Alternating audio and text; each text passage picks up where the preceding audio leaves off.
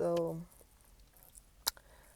I finished another school year the day before yesterday, and today is the second day of summer school orientation. I got a bag to get, and I'm gonna go get it. But anyway, that's not what I want to talk about. As I concluded my year, as I do annually, I was just reflecting on this school year, um, my performance, my students' performance, our emotional wellness as we journeyed through the year and ended the year. And I realized that I spend maybe like the first quarter of the school year extremely overwhelmed. I mean, extremely overwhelmed to the point that it sickens me physically. And I just was thinking about as I looked at the students in June and how, they know what to do, they know how to do it, they know my limits, um, they know their certain skill set and where they need support and what they need, and more of how to get it. And I realized in one specific moment on the last day of school, as I was like sitting in gratitude for how far we've come past September, the students and I realized that in September and in that first quarter of school, I'm overwhelmed because I want that quarter to look like the last quarter. And that's not possible for the first quarter to look like the last quarter because the process that it's taken to get to that final quarter has not been established in that first quarter where I'm super hard on myself. I'm inundated in tasks. I am like working really hard because I want the step one, the first quarter, to look like the final quarter that has been, worked on and developed over time and refined and kind of navigated through with, some research of what's working, what isn't working, some adjustments, and time. I've realized that a lot of my life I've operated in hurry, rush, go, now, this urgency for some invisible timeline. And that rushing, that urgency, that now is the catalyst for the exhaustion.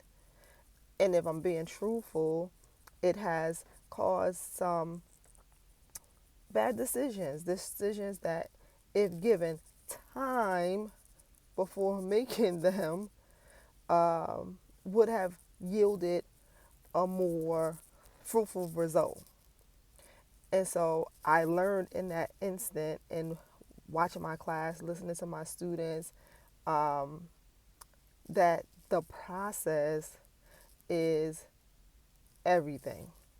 Like everything happens in process. And you have to go through the process. There's no skipping those steps. The process is the process. So, yeah, I have to still put in the work. I still have to show up. I still have to do the job that I've been sent to do with these children every day. I still have to do what the governing um, bodies require for me to do on the job. And it's the same thing with my life. God is my governing body, and I have to go through the process and I have to do the things that He said for me to do along the way in process before the promise, before I could rest in, you know, seeing the result that I desire. I have to go through the process. And the process comes with pain. The process comes with uncertainty. The process comes with tears. And y'all, I'm telling you, the tears, man, I could probably fill oceans with my tears. It comes with all of that. But at the end of the process, that particular process, because it's always a process, but at the end of that process or that season, it's beautiful. It's beautiful. But you have to go through the process, the ugly, the messy, the hectic, the uncertainty of it, um, the starting over, the going back and reset, the reevaluating. What the process just requires so much, but it's what's required.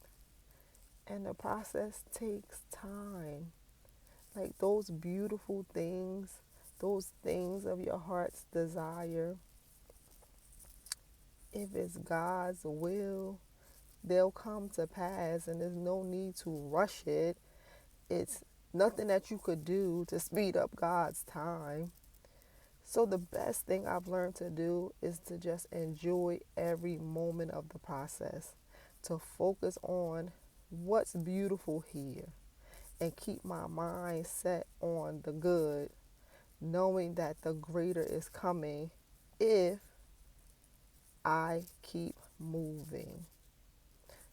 I have to keep moving and keep my heart set, mindset, health set fixed on the knowing that God is in control and He never misses. And that's my 2 cents for today, y'all.